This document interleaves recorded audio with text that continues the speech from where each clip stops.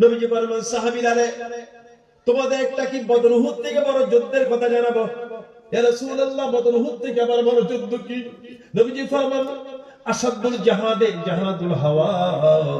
সবচেয়ে বড় যুদ্ধ হলো নিজের মনের সাথে যুদ্ধ করা কার সাথে মন দেখে আল্লাহ মানুষ তো মন দেখে না কে দেখে আল্লাহ উপরে টুপি জুব্বা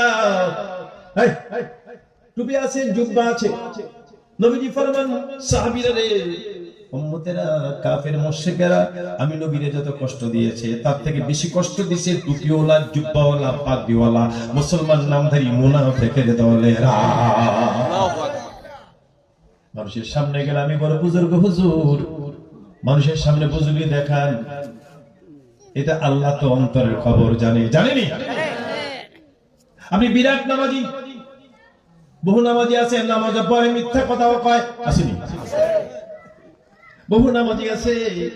নামাজ পড়ে আবার জমিনের আইলো ঠেলে আসেনি নাউজুবিল্লাহ জোরে বলে মনের সাথে যুদ্ধ করো আমি কেন এটা কয় মনের সাথে যুদ্ধ করো আমার মনটা কেন এমন কিরে মন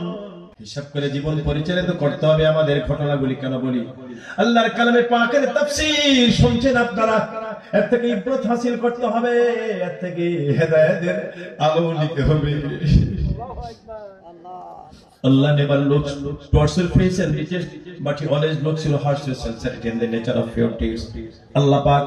প্রথম টার্গেট হলো দিলের দিকে জোরে কোন দিকে দিলের দিকে ইল্লা মান আতাল্লাহ বিকলবিন সালিম আল্লাহু আকবার